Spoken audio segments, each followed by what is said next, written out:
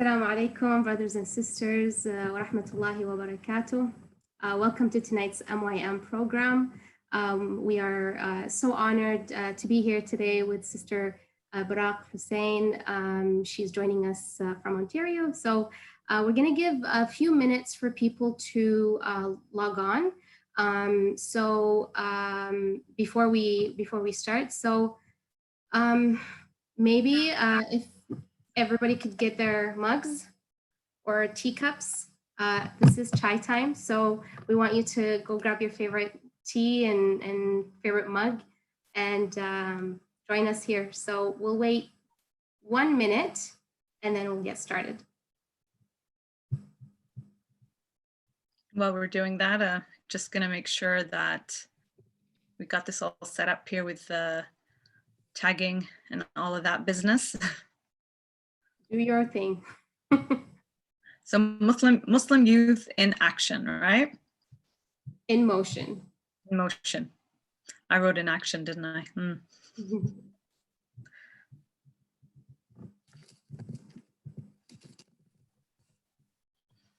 How's the weather out in British Columbia? Just a regular gray day in Vancouver. It's not raining, so alhamdulillah. How about you? Today was a mix. We're finally looking forward to a weekend where we have 18 degrees. Alhamdulillah. That's been rare these days. It hasn't happened yet. So alhamdulillah, inshallah, we'll have warmer weather coming up soon. Yeah. Well, it makes such a difference, especially when it's sunny out and we're cooped up inside. Just to have like a little bit of sun that comes in is amazing. Absolutely. Alhamdulillah. By the way, is it Muslim youths with an S or just Muslim youth? No, just Muslim youth. Muslim youth. No S. Trying to find you guys here on Facebook, but it's not working. We'll probably show up after. Oh, there we go. So there's a few here I see. So Muslim Youth in Action, MYA. No, we're MYM, Muslim Youth in Motion. In motion. You told me this already, so you got to forgive me because there's a time difference here. It's 1 a.m. here for me. It's 1 a.m. on a Ramadan night, so. Okay, so I think we'll get started. أعوذ بالله من الشيطان الرجيم بسم الله الرحمن الرحيم رب اشرح لي صدري ويسر لي أمري واحلل عقدة من لساني يفقه قولي صدق الله العلي العظيم. So mental health is the hot topic of our generation. And with the pandemic going on, there we go. With the I was serious about this. I was serious, yeah. Me too.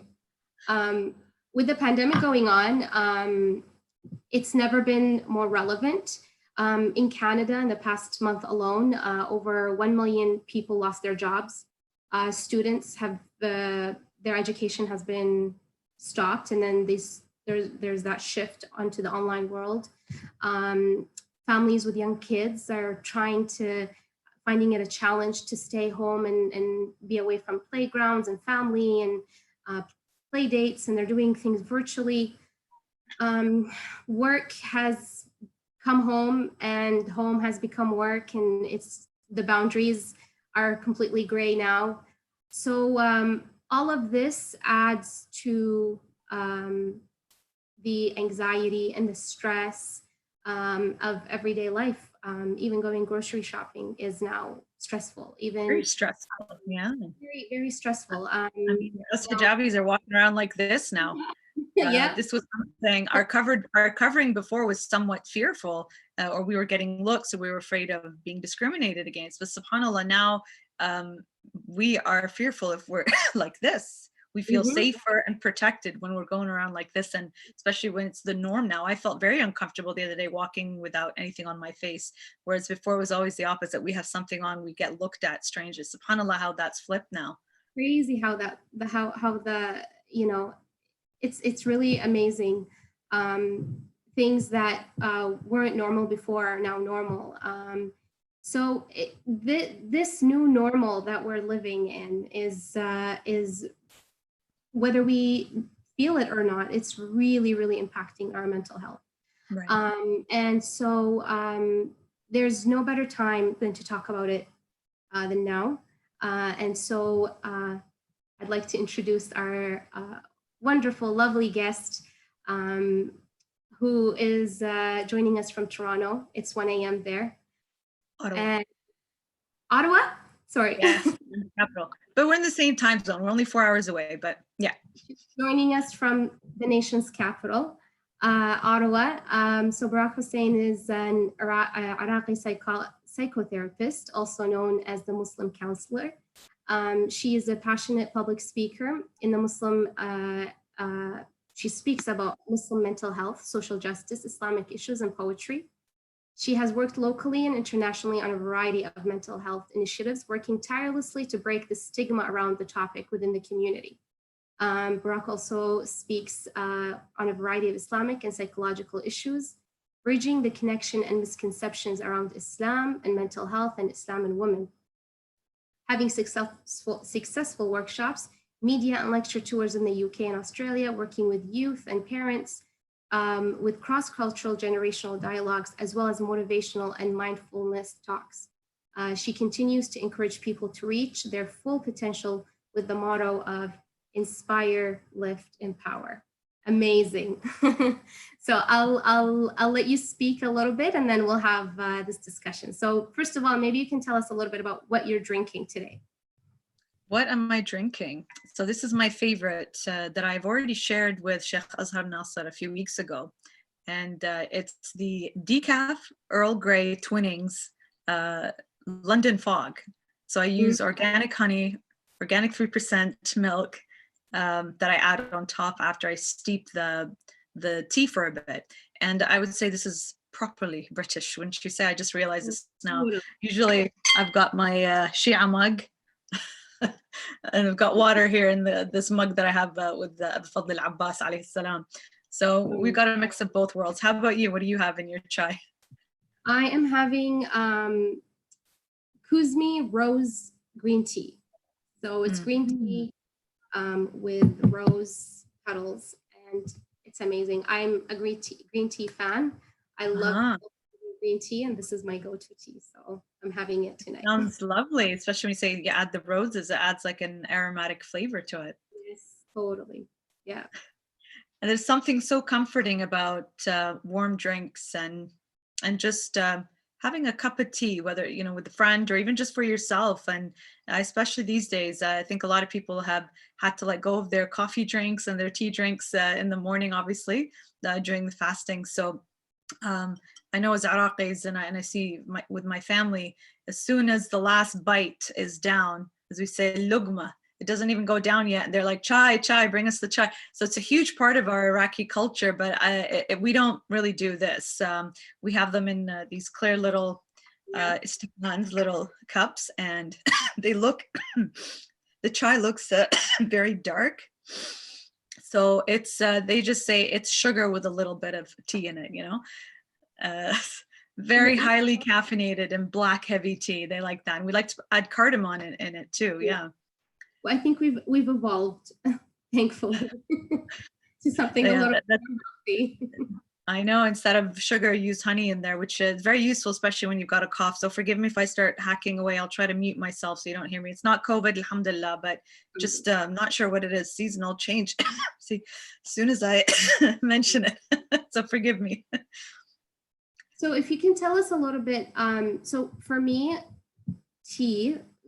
rose tea is my self-care routine. So I would get everything organized, just try and clean everything up and everything, and then just have my cup of tea by myself, and that's just my alone time. So yeah. This is very important. This concept of self-care. What would you say are some things that people can do in order to have this moment of self-care? Well, to know what soothes you knows what reduces your stress. So being aware of the things that cause you stress, so you know what to do to reverse the impact of them. So you're very much aware that a cup of tea when you're finished everything is a reward. It's calming for you. You know what it elicits, the type of response in you. So in the future, or whenever you're stressed, perhaps when you think of that cup of tea, it lowers your stress levels because you are aware that you've made that connection, a positive connection to the tea that you look forward to. So it's important. It's important that you recognize the things that bring you that serenity, that calmness, or just being mindful and aware. So it could be through spirituality, and especially now during the holy month of Ramadan, definitely through the increased acts of spirituality, whether it's dua recitation, listening, or Quran recitation, right? And just introspection, reflection, connecting yourself to the divine, especially because we're no longer able to go to our masjids, but to create that atmosphere within ourselves at home and in our hearts, right? So being aware of the things that bring you that calmness, that joy. It could be chocolate, right? Could be dark chocolate. I know I look forward to my dark chocolate. I enjoy that. Not a lot of people enjoy dark chocolate, but thinking of something like that could bring you that joy, right? So it could be food. It could be a person. It could be, excuse me, an activity. So there's all sorts of things that we can turn to in terms of finding and creating that self-care, especially in a world of chaos, especially in a world that we've had to adjust quickly. And now I think we're week 7 or 8 now, this new normal that we are living in now. So it's important that we figure out what is self-care for us now. For most of us, it used to be, and I'm one of those people who used to go to the gym regularly. Can't do that anymore. It's been a struggle to work out at home, but it's also something that we can try to adjust to figure out how to do that. Earlier, I had a live with a personal trainer from England, and we were talking about that, how to create that routine of exercise and nutrition and healthy lifestyle for like physically and emotionally, mentally. So you can't do that the same way. You can still work out at home and with the family. That's another added challenge or a blessing depending on your household. So it's really important to, when we talk about finding self-care, first know what are the things that cause you stress. So you know how to cope with them when they happen. It's not a matter of if they happen, it's a guaranteed when they happen, right? So because if you're constantly in the if, then you're worrying and you're causing yourself anxiety. Whereas if you accept that there's going to be challenges and difficulties, that acceptance prepares you to deal with them. So accepting that you're going to have these challenges, being prepared to cope and deal with them is one way, but also recognizing how to reverse the effects of them when you are stressed. So learning your stress symptoms. So most of us, when we get stressed, could be overeating, undereating, could be oversleeping, undersleeping, could be we get hostile, angry, frustrated, or we get very quiet and distant. So recognizing how you respond to stress is also crucial. So what causes you stress? 2, how you respond to stress. 3, learning how to reverse the effects of reducing that stress. So that could be through self-care, could be talking to a therapist, a friend, and working through, excuse me, coping strategies to be able to reduce that stress. So once you figure that part out, then self-care becomes a natural routine because it's your go-to. Like you mentioned, it comes back to that cup of tea. For you, having that cup of tea, looking forward to that cup of tea makes you feel calm and soothed already before you even have your tea. And how important is that? Because our life is, like you said, it's there's so much chaos, right? And sometimes you just don't have the time. Like mothers right now, or parents are teaching their kids at home. They're on top of everything that they're doing. They're now supposed to, attend all these virtual meetings and log into this thing and help them with the homework. And same thing, students are getting exams online and they're trying to learn online. I work, I brought my work home and I'm working from home. And so I don't have, the luxury of just kind of turning it off. Like I can get on my work any time of the day. And some of us don't, don't have those boundaries. So because of how different it is, how important is it that we take that time for self-care? It's quite important. Now, this is something that is taught to us by the Ahl Bayt alayhim salam in terms of balance. in terms of how to divide up our time. And if we look at modern psychological research about wellness and mental health, they always talk about the different dimensions of wellness. So it could be financial, it could be personal, could be educational, could be family, all of those factors, right? And if we go back and look at what the Ahl Bayt alayhim salam taught us with a specific quote from Imam Musa al-Kadhim alayhi salam, he talks about dividing up your time into 4. So 1 for God, 1 for family, 1 for like family and friends, 1 for work, and 1 part for yourself, in which you do not commit sin, of course. But so you see how you have those. So God, yourself, family, and work, family and friends and work. And so you see how important right there, the division of the 4, it's about that balance of wellness, the components of wellness in your life. And so if this is something that is a tradition from the Ahl Bayt alayhim salam, that's telling you right there that it's important for us. And subhanAllah, this was something that we've had for 1400 years that has only now recently been confirmed by modern psychological research, right? So that is a very small yet powerful hadith by the Ahl Bayt alayhim salam that shows us how important it is to have that part of yourself to yourself, to take care of yourself. Because what does that self, and I'm interpreting it not from the hadith point of view, but from a psychotherapeutic point of view right now, which is what can you do during that time for yourself? And it could be that cup of tea. It could be reading a book. It could be watching your favorite TV show, halal, of course, right? It could be artwork that you're engaged in. It could be volunteer. It could be anything that is useful for you, to empower you, to lift you, to energize you, to make you stable, right? It could be acts of reflection when we're talking about spirituality, right? It could be acts of just with yourself doing that reflection. So that can also be something that it could help you on this path of learning more about yourself, but also incorporating what we're taught by the Ahl Bayt as well as through psychology. Mm-hmm. And how does that then improve our connection with Allah? Because we're told a lot through the hadith that you're supposed to always care for others, that you're supposed to always show kindness to others. And don't be so absorbed with yourself, and don't be so absorbed with your needs and your desires and whatnot. So by going internally and being kind to ourselves, how does that maintain that connection with Allah subhanahu wa ta'ala? It seems kind of like it's a polarizing message. So is it? Good question. See, I'm taking the time to reflect on it. And it's an interesting question, because if you're off balance, then it's hard to connect with anything or anybody, right? And so is it the chicken or the egg? Which one is it first? Do you try to connect to God so you're stable with everything? Or do you try to stabilize yourself so you can connect to God? I would say that's a personal matter. It really depends on you and your situation, right? A lot of people say, well, I'm dealing with so much.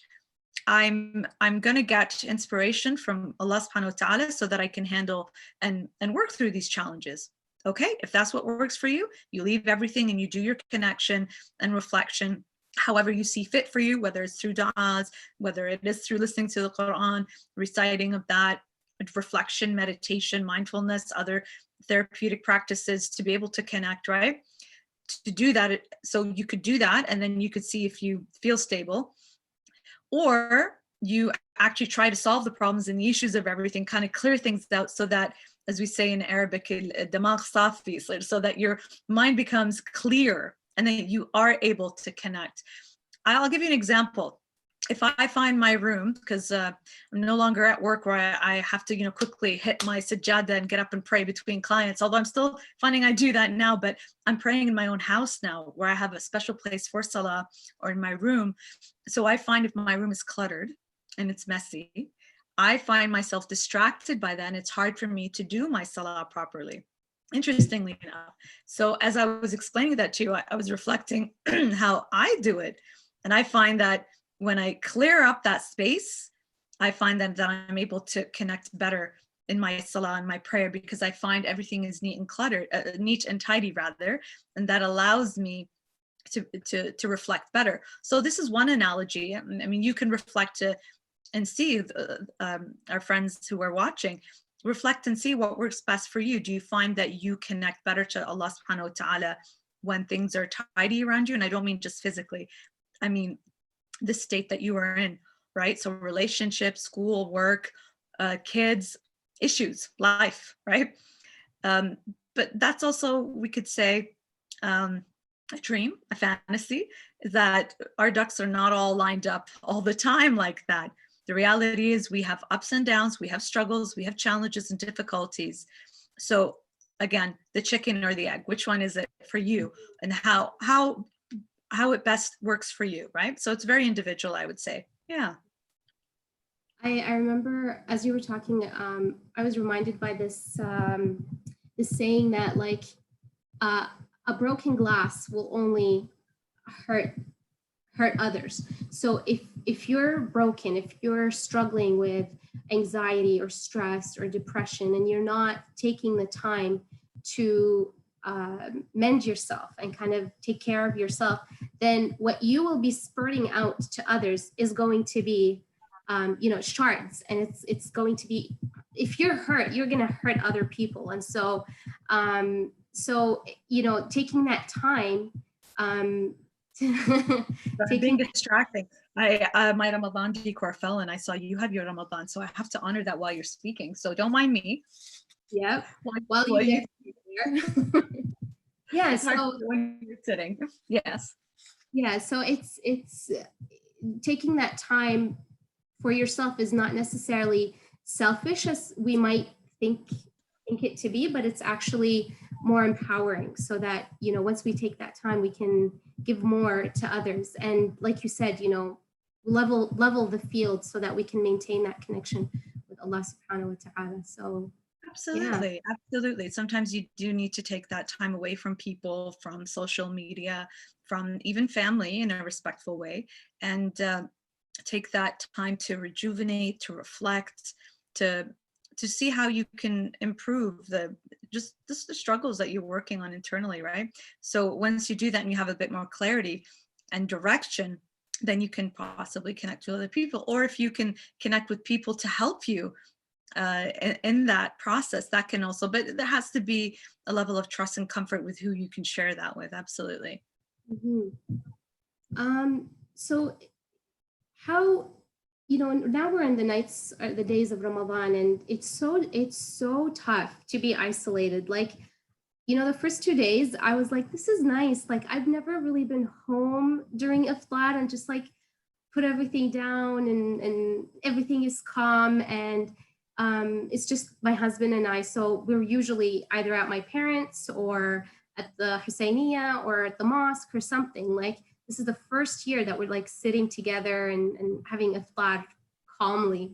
So the first 2 nights I was like, this is really nice. And like, we turn on Zoom and we're watching the lecture and then the dua.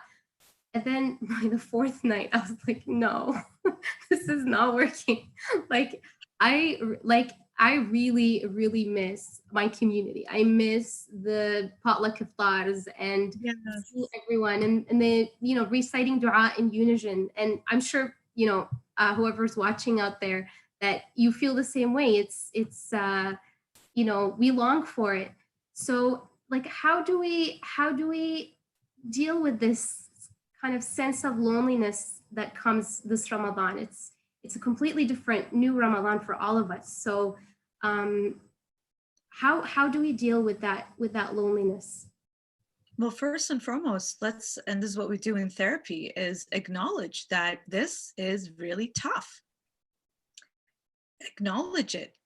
And once we give that acknowledgement and validation, we're no longer just pushing it aside or ignoring the expression, the elephant in the room kind of thing, right? We're actually saying this is tough.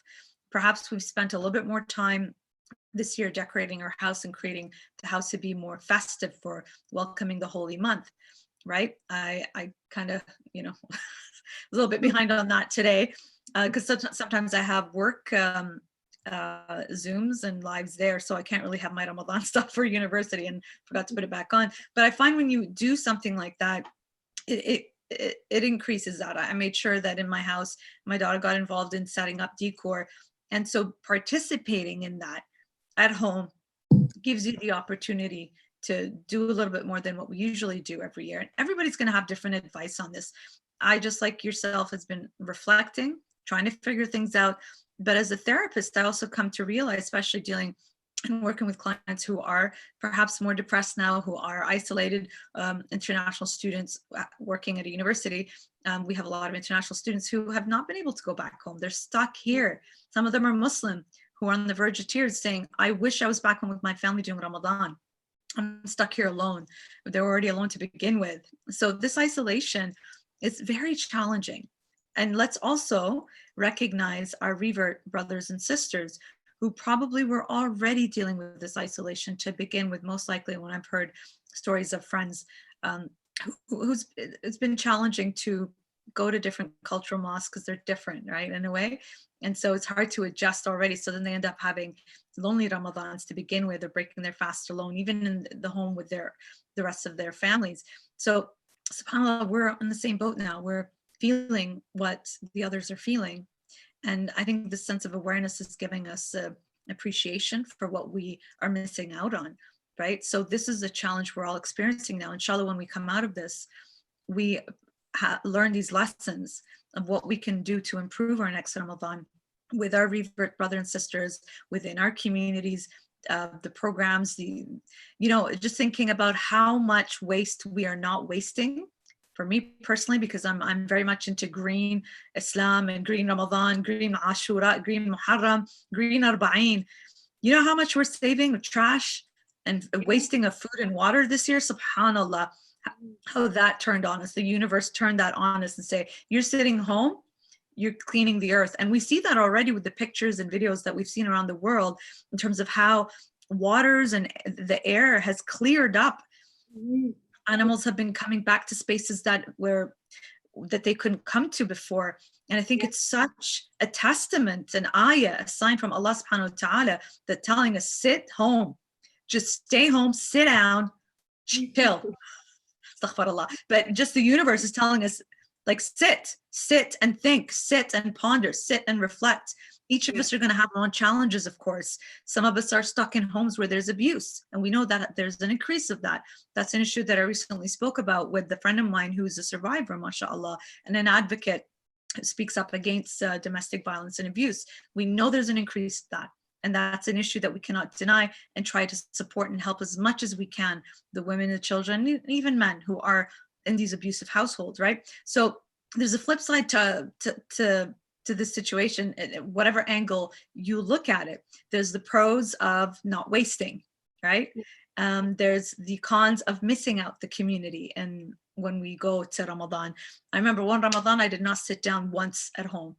I was either out with family or at the Hussaini or the masjid. Every night I was out somewhere, hitting the gym right before and then going everywhere else after. And it's so beautiful, the du'as, the community, sitting together, breaking their fast, listening to the du'as, reciting together.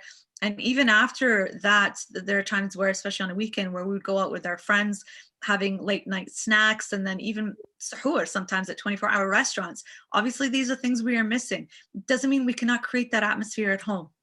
If anything, for those of us who are living, alhamdulillah, in good households with family relations, or even family bad relations at home, this is the opportunity to kind of work on those things. I was listening to a lecture earlier by Sayyid Asad Jafri from the Toronto area, bless him, and he was talking about anger, and he was talking about in the family how this is an opportunity for the family to work on managing their hurts. And this could be that. Of course, I'm talking about normal families. So normally functionally dysfunctional, as I call them. Normal. We argue, we this and this and that. We've got issues, functionally dysfunctional. Of course, this cannot be the same application to families where there is abuse, there is harassment, there is bullying. That's a different issue. So I'm not applying it to that. But this could become an opportunity for our families to tie our connections, create new rituals, especially when they're children, create new rituals and traditions. I know that a lot of families this year have got the Advent calendars. I'm one of them. And my daughter had a great time banging with the hammer and putting it all together. It took her a few days, but she was so excited and deciding what treats to put in each of the days. So every day she's pulling out the dates and forcing it in my mouth, so she's creating this routine for herself. So we have that opportunity. There's so much programs out there now to choose from every night. It's become quite overwhelming, and we've been advising people, stick to something that you like and just follow along to that one or two, because there's so much all over the place. You become bombarded. Before we started, there are 2 lectures I wanted to hit up. The one was Sayyid Asad Jafri, the one Sayyid Hussain Makki, he's got a great series with the Prophet sallallahu alaihi wasallam. And then there's Hajj Hassanin Rajab Ali. I've got the opportunity to do a series or do a few sessions with him, and I'm thinking, how do I get in on all of this? So I listened to a few and then stopped and said, you know what, I've been working all day. I did a program earlier. I'm about to do one at 1 a.m. Let's go watch something completely different to reset the button. And you're allowed to do that sometimes. I actually wanted to elaborate a little bit on that, but I want to go back to to your point about isolation. I think you brought up a really, really good point in that usually in Ramadan, we connect with people who really have limited resources. Maybe they don't always have food on the table. Maybe they don't have, they're struggling in their life. And this year, on top of that, we're kind of sharing that pain of people who live in isolation all year round, and they're members of our community, and they're people that we might know, but we might not understand how isolated they are. So this year, like you said, amongst all of these blessings and these kind of silver linings, one is to kind of think about people who do live in isolation and be mindful of that, and maybe reach out to someone that you think might be isolated, and see if you can kind of build a social connection with them. Going back to, I wanted, thank you for bringing that up. That's really interesting. And then, so going back to this, this thing with hitting up as many lectures as you can. Yeah, like I'm so overwhelmed. There's so much out there. And I know, a lot of, we've talked about this, like I've talked about this with friends, and a lot of people are just so overwhelmed. There's so much amazing things out there. We want to listen to all of it. Is it a good idea to listen to all of it? Choose your favorite reciters and lecturers. Choose a specific program. It's easier if you have a routine and structure to follow. I remember the first 3 days, my cousin and we'd call each other to do the family du'as together. And we've got all our snacks in front of us, and both families are sitting, because we're used to doing that. I grew up in a household where after cleaning up the iftar, we all sat down with our mom, dad, and siblings, and of course all smirking, laughing, back and forth. But we sat and we did du'a al-iftitah, du'a al-hujjah, the daily du'as, and we all read and took turns. This was a tradition growing up. My aunt, who stayed with us for a while, saw this, and she saw how my dad trained my brothers to do the adhan. So she trained her boys to do the adhan, and her kids also to do the same thing as we did. She liked that. What's nice is that now I'm older, obviously, than my cousins, but now we're sharing that tradition where we're calling each other up and we're listening to the dua, we're reciting together. My daughter is also involved because she gets up and does du'a al-hujjah. And it's so beautiful. Traditions that started with my family years ago as us as kids. My aunt did it with her kids, and now we're all doing it together with our kids. And so we started off with that. And my cousin, by the way, Salam Duha, if you're not sleeping, a shout out to you. I'm so impressed by my cousin, mashallah, who's so ambitious, and a young hijabi woman who is so motivated to do these things. And we kind of pick off of each other's energies. And so with that energy, what we decided to do was do 2 lectures a night. We'd watch the Sayyid Asad Jafri series, and then it wasn't live. So we would actually have it on her laptop and mine on mine, and then I'll screen it onto my TV.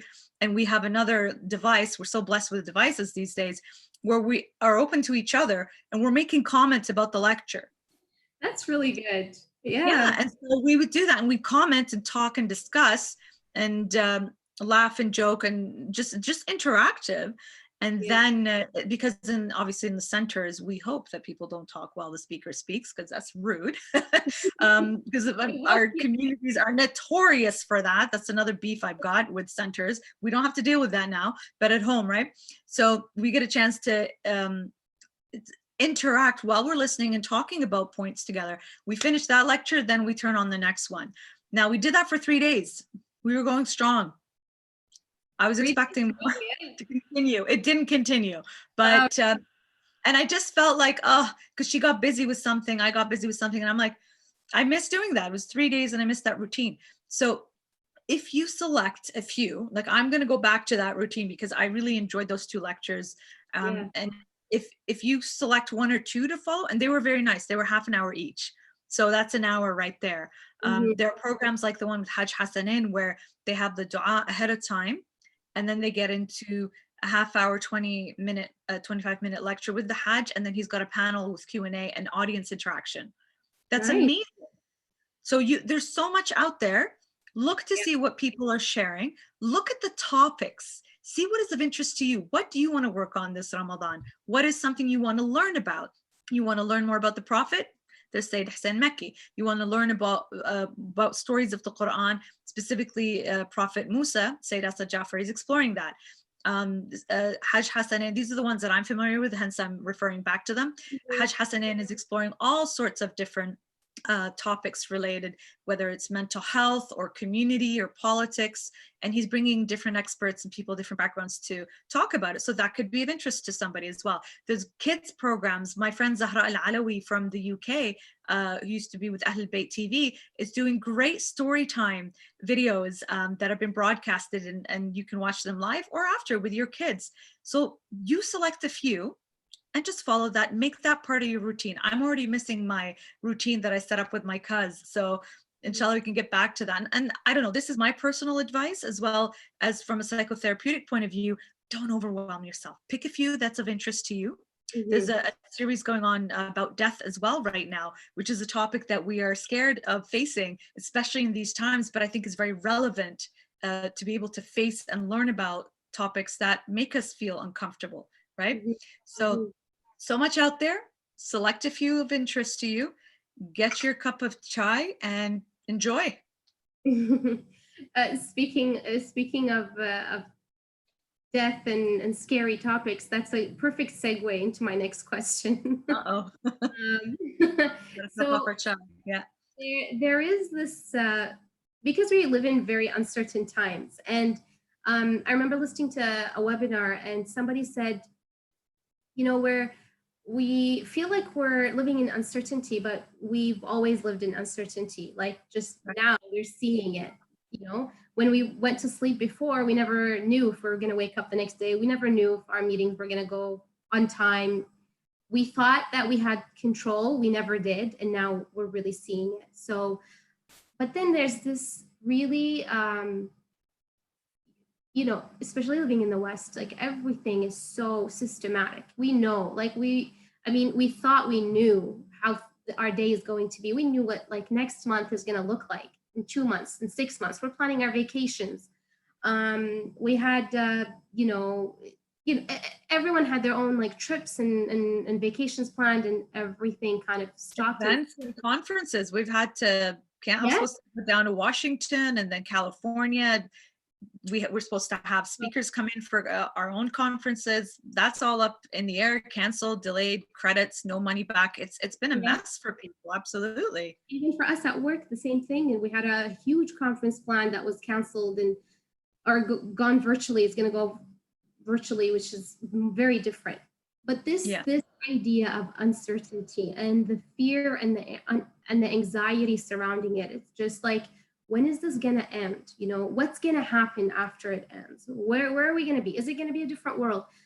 And I think that just this, you know, like you think about June and it's just a big question mark. And you think about July and it's a big question mark. And this is very like unnerving. I think it's very, very unsettling and unnerving. So how do we deal with that fear? Is it a legitimate fear to have? I would say it is, because these are uncertain times for everybody. We don't know what's going to happen, but we also see a lot of death, right? See a lot of people from our communities have passed away, there was the fear of family and friends contracting the virus and how it would impact them. And I think this really shook us to our vulnerability and how fragile we are as human beings. A lot of us had a lot of arrogance, thinking that, yeah, nothing, we're invincible. But subhanallah, this tiny little virus stopped the entire world in its tracks. Subhanallah. People of faith use that language to express how incredible this is, right? People who probably didn't have faith probably were stopped in their tracks to reflect and think about things differently. Now, looking at it from the lens of the work I do, again, we have to look at validation and acknowledging. Because right from the beginning, and I was one of those people talking about, hey, this is the opportunity to read all those books, to spend time with family, pick up a new hobby. And then soon into that, right, I saw I was actually more busier than before and don't have the luxury of that time. Now, and I know a lot of people have lost their jobs, and financial security has become a huge issue for a lot of people, especially depending where you are in the world. Alhamdulillah, we're very blessed in Canada to have the support that we have from the government and charities, and just people in the communities have been incredible, mashallah. So we definitely validate and acknowledge the fear, but also recognize the challenges, like looking at now week 7 and 8, what are the struggles that we're experiencing? So it takes time for humans to adjust, but we also have high resilience as well in terms of learning how to adjust, finding new skills, adapting. Like now, look at us, we're doing all these Zoom things and trying to interact with people different. It's a learning curve for all of us, right? So that learning in itself is an opportunity to figure things out. Now, back to specifically to your question, and this is a bit of a background to that, if we're constantly living in anxiety, meaning we are fearful of something that we're not aware of, and if we are constantly living in fear meaning what you can see and you understand what you're afraid of. So that's the difference between fear and anxiety. What you can see and what you know that causes you that fear, and anxiety is what you don't know, but you feel worried and concerned about it, right? So if you are constantly living in that state, you're missing out on the present. Eckhart Tolle, who is an incredible, I always forget his background, psychologist, I believe. Forgive me. So he always talks about living in the moment, and he talks about the present and mindfulness. And so he talks about, right when the COVID pandemic broke out, he talked about, don't think about the past and stop worrying about the future. That's so much negative energy. Focus on the now. What are you doing now?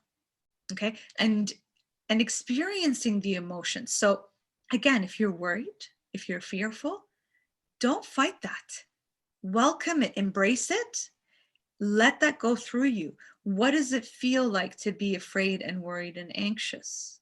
Okay. So sitting with that feeling rather than pushing it away, ignoring it, because when you push and ignore something, okay, anything, what happens is that fear, that thought, that emotion is going to come back and hit you harder, right? Blocking it, that's a lot of negative energy. So it's going to blow up in your face like that. However, if you sit with it, and I'm very verbal and we're using my hands to express things. If you just sit, okay, you sit calmly and you embrace it. You don't have to like it. Nobody said you have to like this. But embracing and accepting the fact that you are living in turmoil, you are living in uncertainty. But this is where our faith comes in, especially as Muslims, right? Mm-hmm. You don't know what's going to happen. Only He does, subhanahu wa ta'ala, right? Mm-hmm. What do we do then? Lift it up to Him. Leave it up to Him. This is the time where tawakkul truly becomes an incredible strategy and resource for us to trust Him in this time, to do the absolute best that we can with the small things like we talked about in terms of decorating our house, connecting with families, doing the lectures, trying to survive, really, right? But leaving the rest up to Him and saying, yes, you know what? We will get through this hardship. He does not put upon us more than what we can handle, right? With difficulties, there is ease, right? Mhm. From the darkness, there is light. Verily, you may hate something, but it's good for you. We're very familiar with these ayahs from the Quran, right? But do we truly apply them? Mhm. And this is the time where we can reflect on that. And this is how we can ease our anxieties when remembering. And I know this is very individual because all of us are at different spiritual levels and beliefs and faith. But this is our test right now, right? This is our absolute test. Are you going to sit and worry and be fearful of everything around you? You do your absolute best in terms of doing the basic stuff, washing your hands, disinfecting this, all this kind of stuff. Absolutely. But if Yeah. you're in a constant state of fear and worry, that's going to hurt you.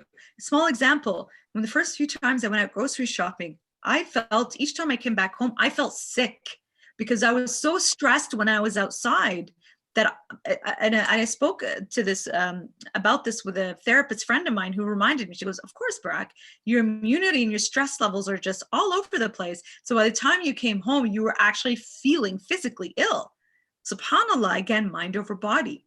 Because a few hours after, I was fine. The next day I was fine until the next time I had to go out and get groceries again. So subhanAllah, how that thought and that fear of catching something from someone and the worry and the anxiety of what's going to happen, what if I have something, what if I pass it on to family members, right? That just caused me to feel so much more stress, and it actually made me feel ill. So question again, do we want to live in the state of fear and anxiety? I think that we, excuse me, deep breathing, we do have the choice. We have the choice in terms of how we want to respond to this. We don't have the choice or the control of what's happening around us. Only He does. Mhm. We have the choice, however, how we want to live with this, how we choose to respond to this. Are we going to respond with fear and anxiety? You know what? We all did. What good did that do for us? Not much. So it's time to take back the narrative, take back the control over the things that we do have control over, and work with that and accept that we are fragile, we are vulnerable. It's okay. We are going to experience challenges through this time, but leave it up to Him. Lift that up in dua. I always say that, lift that up, like give it to Him, and you can do it through dua, right? And use that trust and tawakkul. This is the time to really build on that. And I've heard this a lot from people recently, where they've really been connecting and working on their spirituality and just calming down, or at least trying to, right? So long answer to your short question, but I think it leads up to it, right? We can't just say, oh, do this and do that. I think it's pretty presumptuous of people to say things immediately like that. And like I said, I was doing that at the beginning too. I was thinking, oh, this is a great opportunity for us to do this, but then living through it, working full time, family responsibilities, community work, self-care, not working out, eating a lot. Oh, wow. Like it's all like, it's the reality is we're trying to figure this out together. Yeah. Yeah. Yeah. Yeah. Thank you. That was an amazing answer. Thank you so much for that. Yeah, I think a big thing that I take away is recognizing, because I am one of those people that just pushes, like, it doesn't, it's a hard thing, but let's just get through the day. And then after a few days, like I'll crash and I'll be like, okay, shoot. So recognizing is very, very important. Thank you for mentioning that. We do want to take questions. So if anyone has questions, they can leave them in the YouTube comments. I'll ask this last question, and then if there are questions from our viewers, then we'll take them. So when do you know you need help? Like, sometimes it's we go through the emotions or the motion, and we let the fear kind of take over, and we recognize it, and then we move through it. And then how do we know when we've gone too far and we need help? That's something I struggle with, because I struggle with asking for help. I don't want to be a burden to other people. I don't want to throw my worry on other people. I want to put up this, like, I'm strong, I can help you if you need it. But you know, I'm a human being, and we're all humans, and we have these emotions, and we get tired, and that's just a normal part of life. So how do we know, like, that this is the time that you need to reach for help, and you need to, you know, get some sort of support, either from a friend or a professional? And it's something what I really like about what you said is that we're human, we're fragile, and we could be susceptible to this. The main thing that we have to understand is that we all experience ups and downs. We all experience moments of sadness. And we see this again when we talk about Islam and mental health, and how people say, oh, they're not connected. If you only have more faith, if you believe, then you won't be impacted. Well, then let's look. Did not the prophets and the imams experience emotions? Did not the father of Nabi Allah Yusuf experience sadness when he thought he had lost his son? Right? That's a form of grief and expression, to the point where he lost his eyesight, right? That's an expression. We also know that the prophet, when his son was not born, or died rather, there was sadness there, right? We know Fatima Zahra alayhi salam experienced emotions of intense grief and sadness when she lost her beloved father, right? And of course, we know from the story of Karbala, the Imam Sajjad alayhi salam, he also was in constant grief and emotion and sadness. So they have normalized to us that you can have these intense emotions, right? And of course, of joy and happiness as well, right?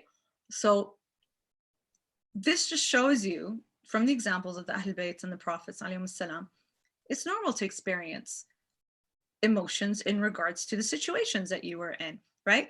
And us in our lives today, we're going to have ups and downs. We're going to have great days. We're going to have, you know, great sunshine outside that's going to impact our moods. Everything's going well at work with our families.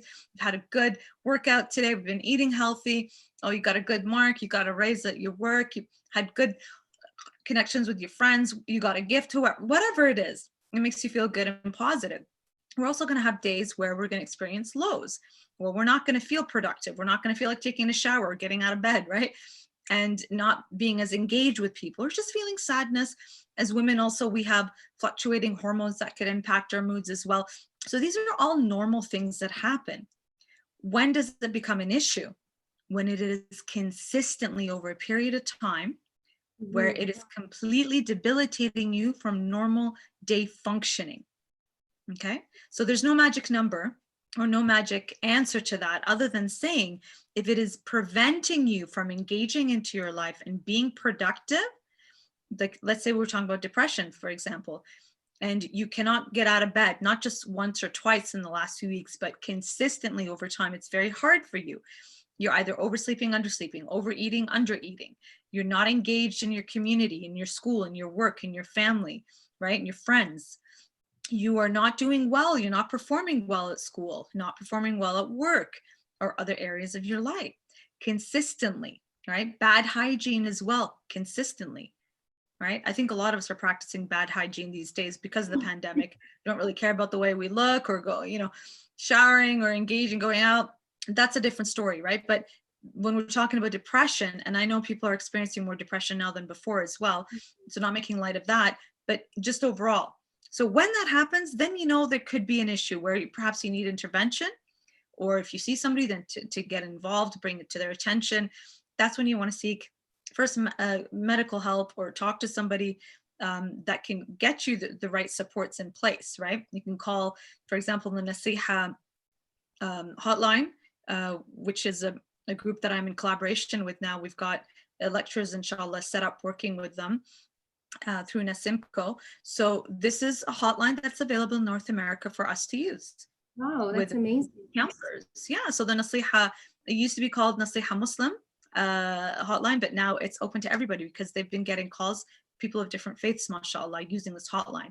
So this is a resource of clinicians, of volunteers and people who work, who have a Muslim background and therapeutic background. When I say Muslim background, I don't mean scholars, I mean Muslims like you and I. So they would have the knowledge in terms of how to speak with somebody of a Muslim background, right? So that's a resource you can connect with. You can talk to your doctor to get a mental health assessment done, in which then you can be either treated by your doctor if they have the mental health background, or you are referred either to a psychologist, a psychiatrist, or a psychotherapist, social worker. There's so many different mental health workers, mashallah. So it depends on your issue. So that's when you would want to take it to that clinical level, when it's consistent for a long period of time and prevents you from engaging in your daily functioning. Mm-hmm. Okay, so I can't see the YouTube the YouTube comments. I'm looking at it right now. They said wonderful and hearts. If the YouTube audiences, if you have any questions, please do engage with us. And hearts right back at you as well. Hearts back at you. And how about in Facebook? There are people engaging and watching, but so yeah, please do ask us questions if you have any specific questions.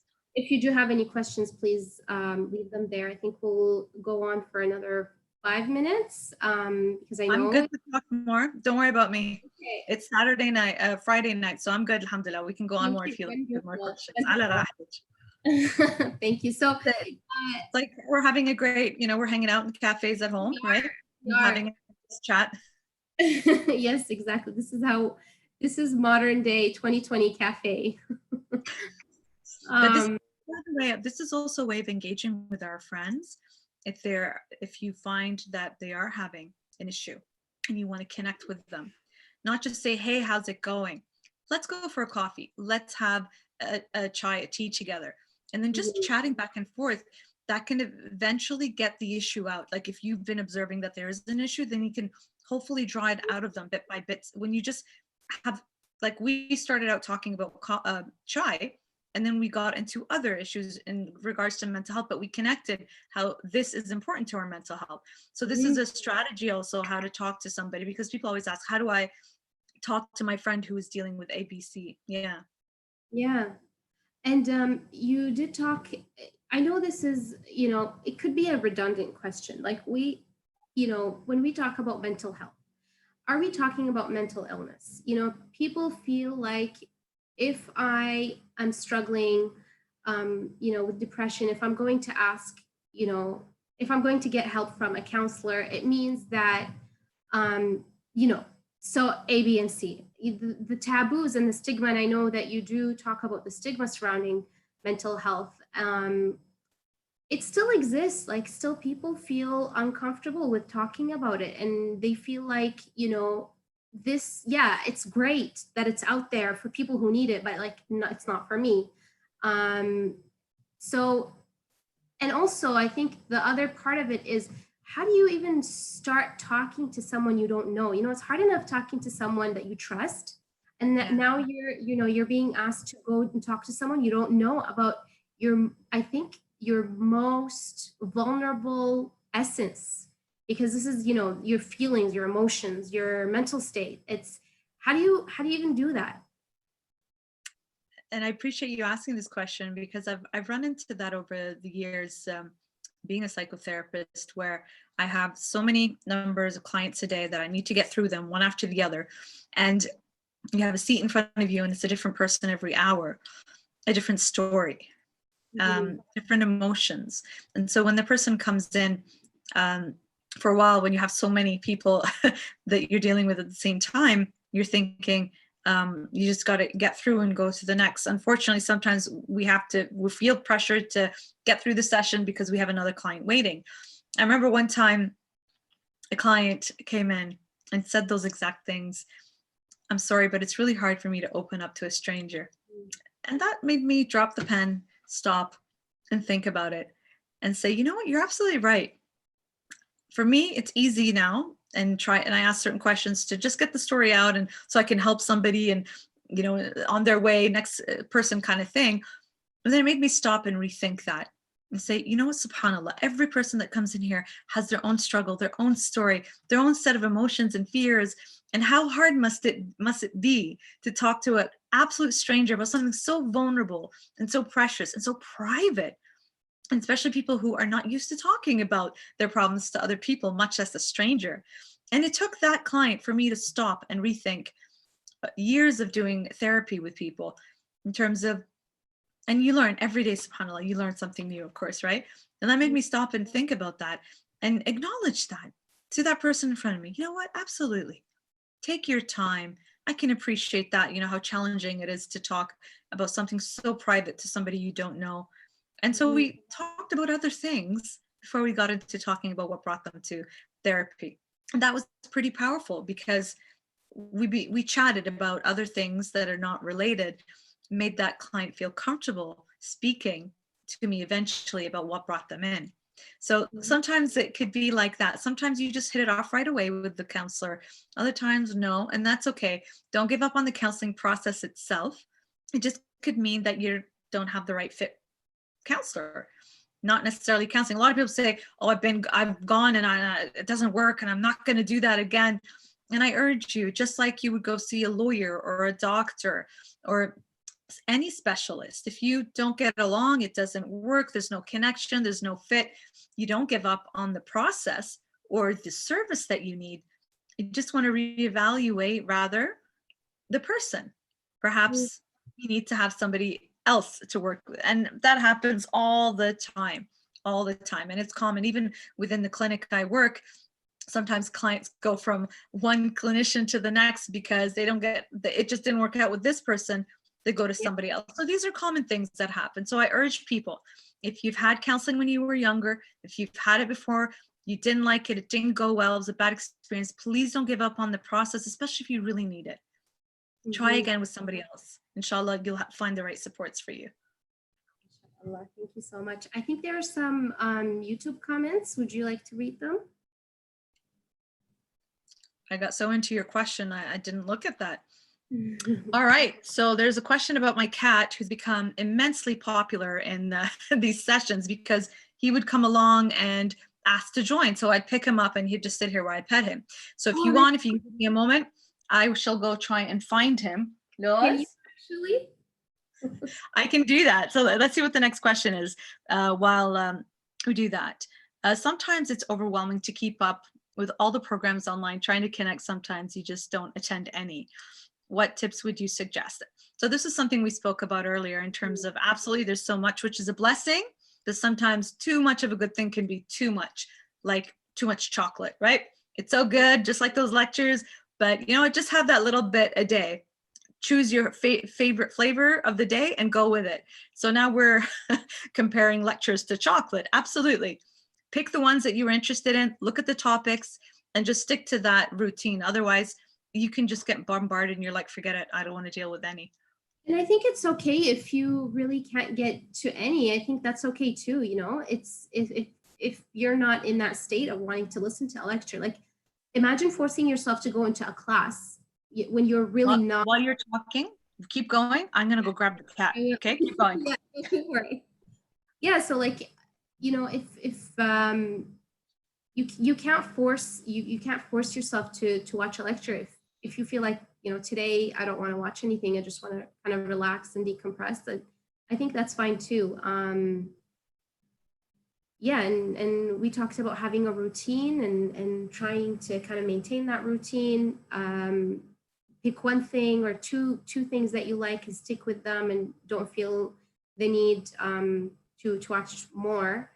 And alhamdulillah, all of these lectures are recorded. So even after Ramadan, we can go back and watch the ones that we've missed and have them there. And here is Mr. Is Loz. it Loz? Is it trying not to knock down the screen behind me. Hi, he was sleeping. Oh, is his name Loz? His name is Loz. See, look how. Okay, you got to get a screenshot of this. Pretty big cat. Somebody please take a screenshot of this and send it, because if I move my hand, then he will jump off. So I'm trying to assess if he's in a good mood because he was sleeping. Can you imagine if you're sleeping, someone just grabs you? Oh, he's fighting. He's fighting. All right. Thanks, Nabila. Can you send that to me? Somebody just said that they got a picture of it. Thank you for joining those. Sorry we woke you up. He's really big. He's a big cat. He's 5 years old, and he's amazing, mashallah. He creates a lot of humor at home.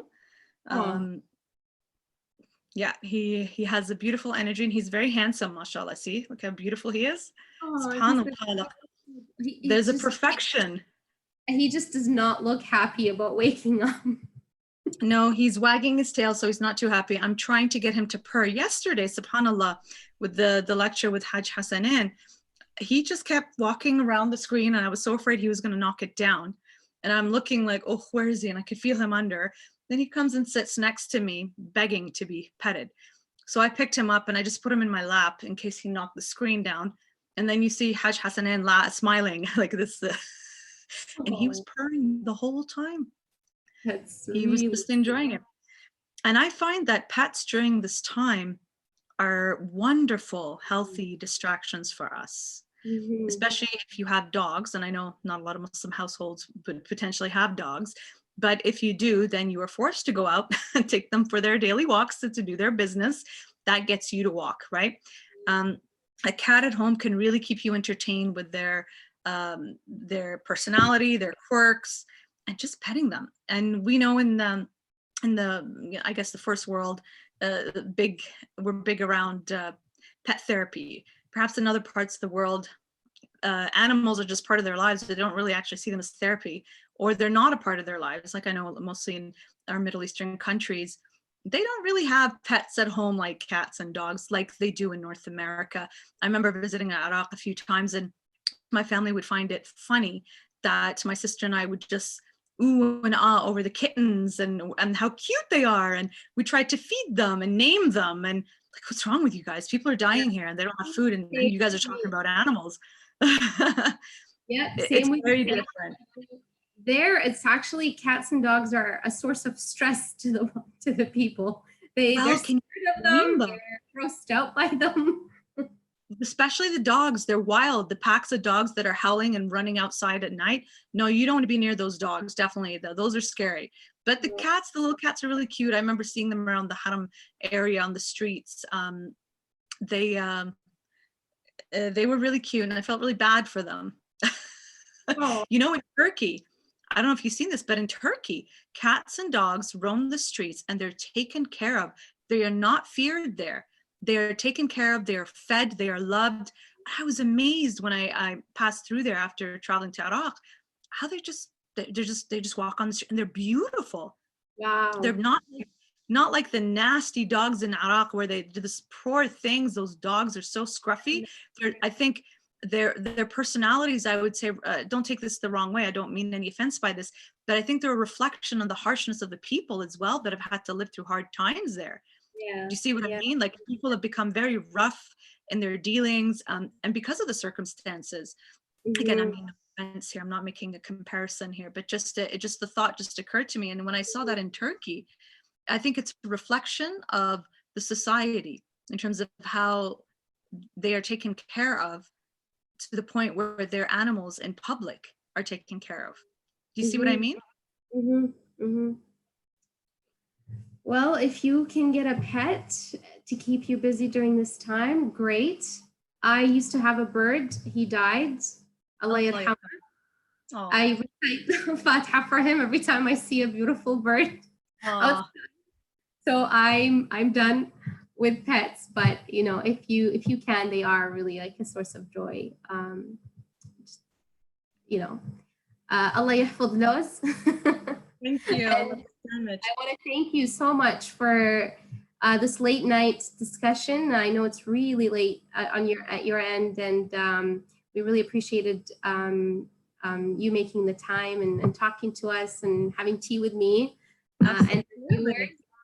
Absolutely. Thank you so much. By the way, sister, just so you're aware, sister, we're actually got more questions now. Oh, do we? Okay. Yeah. Okay, So I was going to wrap up, but go for it. yeah. So can you please advise to find the right balance between deadlines at work, more focus on worship during Ramadan, prayers, Quran reading, supplications, and family life, and time for oneself? So I can see the brother who's asking here was being specific to the hadith that we discussed earlier. Mm-hmm. That is a really good question because honestly, I have been personally struggling myself with this. And to answer that, I'll give you exactly what I was discussing with my own mother earlier through our virtual call, which we have a few times a day. And I was telling my mom, you know what, Mom, this Ramadan, I haven't sat down with the Quran as much as I'd like to. I haven't sat down with myself and God and had that deep reflection of that, you know, utopic vision of what Ramadan could look like with our chadr and quietness and, you know, Quran in front of us, all these beautiful images that we see on social media about what Ramadan is, right? I haven't had that yet. I have been so busy working and doing, you know, family and community work that is just like, that's not happening. You know, going from one life to the next, which I'm not complaining. Alhamdulillah, I'm thriving and I love it and I'm enjoying doing that. And it has given wonderful opportunity to connect with different communities. Otherwise, it would be hard to connect with at this time. And then I came across this reflection to answer this question. I wanted to do this. I couldn't do it. It was frustrating that I wasn't getting to it. By the time I finally sit down on the couch at night and to potentially, I think, oh, whoa, I'm getting a bite now. ولك لا تعضني. Of course, when he leaves, he's going to leave tons of hair on me. And so that reflection was, I'm not doing this like I wanted to. You were supposed to do ABC in Ramadan, and I'm not doing it. I'm caught up mostly in terms of what the question is with work and family, and not necessarily doing the spiritual, religious stuff and the reflection of oneself. By the time I'm done, at the end of the day, and even after iftar, I sit on the couch, I'm done. I can't think anymore because I'm so wiped out with work and other things. I don't have the capacity in my brain to sit and force, Ali, to do that deep reflection and introspection because I'm so busy doing all of this. So then I reframed that when I was speaking with my mom, and I came to the realization, perhaps all the community work I'm doing is the work I'm supposed to be doing for Ramadan. I was going to say, that is a part of worship. When you're giving back to the community and when you're helping others, that's worship. That's not even our work, sister. Even the work that we do is a form of worship because it's a jihad, it's a juhud, it's a struggle that you were putting. So to answer the question, Brother Wa'il, sometimes you cannot find that balance that you want. It's not going to be in equal parts. And so we have to come to the realization of accepting that, but also reframing it.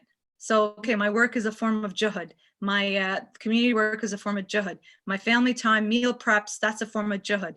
But perhaps I'm not spending a lot of time reading Quran. So you know what? While I'm preparing iftar, while I'm cleaning, while I'm spending, how about I turn on a recitation of the Quran or the du'as? I've always done that, but more so now because I haven't had a solid time to sit and read like I wanted to. And finding small moments.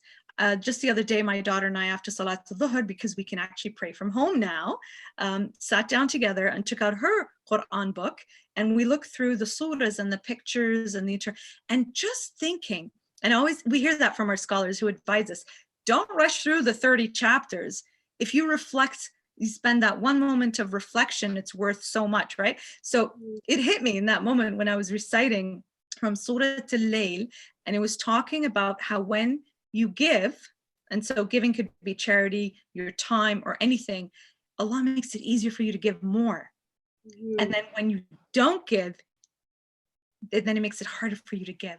And I thought that was so profound. I've never looked at it that way. I've never reflected on it. But it was sitting with my daughter in a few moments after Salat al-Dhuhr and reciting that and looking at a child's Quran book with the interpretation that gave me that deep reflection that if I probably spent half an hour reading the Quran, I probably would not have gotten. So sometimes that balance, I'm seeing this from the psychotherapeutic point of view, doesn't necessarily mean you divide it in equal parts. There are days it's impossible to find that equality and balance amongst all of them, right? It's what you take out of it and how you reframe it, I think, that can give you that proper, again, I loosely use the word balance here, but perhaps meaning in the divisions here. And every day is going to fluctuate depending on your demands. Yeah. And how are you, because you are a mother, so how are you able to not necessarily balance, but you do also have a family, right? So you do have to be mindful of your family. So how do you then kind of disengage from work in order to focus on family? Because it is necessary. Like you know, when we're living isolated like this, and your family is basically, you guys is all you've got. You know, your daughter can't just, you know, you can't just drop her off at a friend's house and whatnot. Like you guys have to be engaged. So if you're constantly busy, then how do you kind of take a break and focus on that too? Are you able to do that? Alhamdulillah, I have been able to. It's been a struggle. And the last 2 weeks I found, when before that it was, yeah, we're going to do this, ABC. And then you were in it. And then it was like, whoa, this is a lot harder than I thought. And I was feeling stress levels were really high. And again, like everybody else, was trying to figure out how to do this. And we kind of found a routine. They just finished their school right now, so they're not going to have much of that. So I have to figure out the next part now, what to do without school. But they actually had work, they had lessons, and they were submitting that online. Now, we prepared a plan, and we kind of stumbled into that plan. We figured it out along the way. So while I was working, with my clients, I'd be in another room, and so she would work on her homework. And so we would say, all right, so homework has to be finished, inshallah, before Salat al-Dhuhr. If not, you can continue after. And then she would say, Mama, when I'm done this, can I do that or this? So then she would work on a craft, right? So she loves building. So she would work on a craft or an activity. And then there was also the Islamic component. She does go to an Islamic school, but like I said, lessons have been condensed to just the basic stuff that they need to get through. So I had suggested that she follow stories of the Quran, and we found some nice YouTube channels for that. And so she would listen to that, and she loved that because it was something she could connect with at a child's level. So she would do that, and then she would ask, Mama, can I please watch one of my shows? And so I know what she's watching, and I tell her, I'd rather you watch craft shows. She loves craft shows. So these are okay to watch, kind of thing, because they're engaging the mind, educational, fun things, right? So we do that. So it's a balance. During my lunch break, we try, if it's not salah time, to go for a walk outside. So getting that fresh air and just energizing ourselves even when we're fasting. So far it's been like that. Cooking, alhamdulillah, she's old enough to have fun, and we've come up with ideas. And we also recently we watched the show, The Great Canadian Baking Show. A really fun show. And she was so happy to see that there was a muhajjaba in season 2. And so of course we were, representation. So a child who sees a woman with the hijab on TV, that's a big deal for a young hijabi girl to see that. She connected with her, and she was so sad when she got kicked off, you know. Spoiler alert. What was that? Spoiler alert. We wanted to watch this. I'm so sorry. I'm pretty bad at that, actually. I should have, sorry about that. So maybe that didn't happen. Maybe that did not happen. In any case, it was, so things like that. So then she would watch the show and then get ideas for baking stuff. So one of the ideas that we came up with that we saw was making tea biscuits and scones. And so these are things that I used to make a lot in my youth, in my childhood. I love baking and cooking. And so my junior chef class, I used to show off these recipes that I learned. And so she would come back and have fun. And just like the show, it's crispy on the outside and soft on the inside. The consistency and the bounce is exactly, so she'd be speaking like the judges with her cooking. That's adorable. So you see how you can engage like that. That's a wonderful way of engaging your children. And I know it's not the utopic dream right here. It can be challenging when you've got more than one child. Absolutely. It can drive you mad. And I know I've seen it with friends and family, and they're struggling too, but there has to be support from your partner. There has to be family support as well, but keeping physical distancing. But there's all sorts of creative things that we can do together as families these days. And we have to also acknowledge the struggles of parents who are dealing with that, who've had a loss of contacts with other adults, whether it's their work, the challenges of the mothers. Let's be also very honest here in terms of the double the work that women have had to take. Again, this is not every household, and you have great families and partners who divide up the work and work together, but let's also be realistic. The pressures that women have had to take on, being at home, teaching their kids. And I was reading an article about that the other day, and And I was sharing it because I found it to be absolutely true, because I connected with it as a mother, as a professional, and working from home and balancing all these things, which I thought I could do. And Mhm. it's taking its toll on us while we're trying to figure out. And a few weeks ago, as the pandemic started, there was an article or just a saying I read somewhere, and it really hit me hard, and other articles by mental health professionals who were talking about we can't make light of the fact that, oh, this is an opportunity to develop a hobby or do something great. Okay, these are great ideas. Or, the next Joe that comes along and says, yes, motivation. No, we are going through a Yeah. global health pandemic of a crisis that Yeah. our generation has not experienced before. Let's acknowledge that, Yeah. right? Let's give it its validation and acknowledge how it's going to impact us and how it has been impacting us, right? Mm. That's not to say, okay, that we can't handle it, that we can't cope and deal with it, but we can't just sugarcoat it or dust it under the rug. We actually have to say that this is tough, this is difficult. However, and we can still do A, B, and C. Nevertheless, and these are therapeutic strategies, even though, nevertheless. But I think it is very important for us to see and acknowledge and say that, yes, this is difficult. This is challenging. And we're just now experiencing these difficulties in week 8 right now, living at home, staying at home rather, working, missing, and being deprived. And there's a grieving. And there's another article that a psychologist was referring to this as a huge grieving process right now, Mhm. Mhm. right? The loss of contacts, the loss of conferences, events, loss of counseling of weddings and other things like that. That's changed a lot of people's lives. So Mhm. these are things that we have to acknowledge and be aware of, but at the same time, also acknowledge the human spirit. Mhm. SubhanAllah, the resilience that we have, the ability to be resourceful, as an example today, what we're doing, right? So Mhm. we do have the ability to handle these challenges. We just have to figure it out. Mhm. It's so interesting when you say, acknowledging that this is a difficult time, but then, you know, but then yes, we can do it. I remember this verse from the Quran. Like, we always think of Prophet Ayub as the most patient prophet because of everything that's happened to him. He's gone through loss, through illness, through loss of his family, his money, his home, every bala. It's normal. Yeah. But then in the Quran, there's a beautiful verse that says, وَأَيُّوبَ إِذْ نَادَى رَبَّهُ أَنِّي مَسَّنِيَ الضُّرُّ وَأَنْتَ أَرْحَمُ الرَّاحِمِينَ. So even Ayub, I don't have the translation with me here, but I'll roughly translate that. Um, Prophet Ayub alayhi salam says that, "Oh Allah, I am feeling pain, uh, or pain has touched me, and you are the most merciful of the merciful."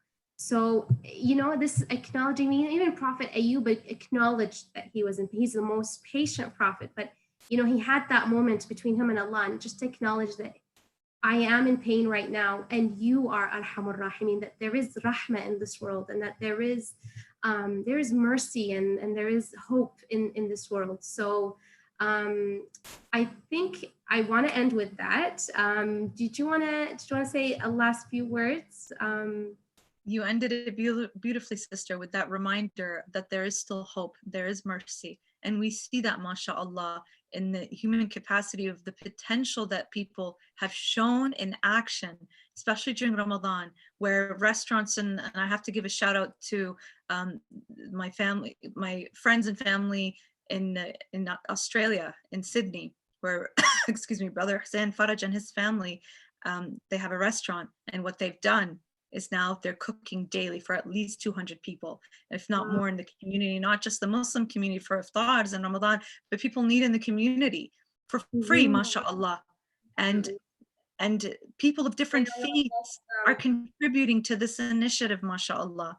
What does that show you? That in the face of these types of difficulties, no matter how dark it is, and no matter how much you feel you're on the verge of despair, there's mercy. Look at the beauty of Allah's mercy through these people's actions. right? And how much they're helping other people through this. We have seen so much beauty and kindness that is coming out of this difficult time. Charities, like I said, people, even masjids now I've seen in different, I can't remember at the top of my head, but masjids are cooking and delivering to families in need. Whereas these families could have, was hidden when they came to the masjid. You couldn't Yeah. tell where they had iftar with everybody. But what happened to these families who could not now have that? So you see this beautiful rahmah as well. Different organizations like Who is Hussain, and just people, just regular people, and just rethinking how to help and support. So despite these challenges, alhamdulillah, we do see that rahmah, we do see that mercy reflected in humanity, mashallah. And we hope to continue. Let's also acknowledge we have seen some ugly things as well. Yes. There has been some really bizarre behavior of people, mean behavior as well. Toilet paper and hand sanitizers. That was a fiasco right at the beginning. And I remember I did a reflection on that in terms of, and this is people following the mob mentality out of fear, right? And fear is contagious. Emotions are contagious. So when you see some, you can't tell me, sister, when you went shopping, you did not have that urge, huh? You had that urge just like everyone else. Oh, toilet paper. Oh, I got to get it. My daughter was crying, laughing. I was too late. I have not seen toilet paper the past month. Every time I go shopping, there's not a single roll out there. So Costco's good.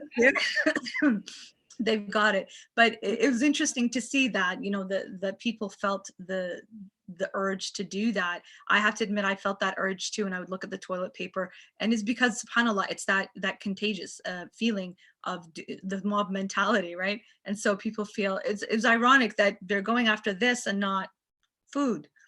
Yeah, I know, it's ironic. Yeah.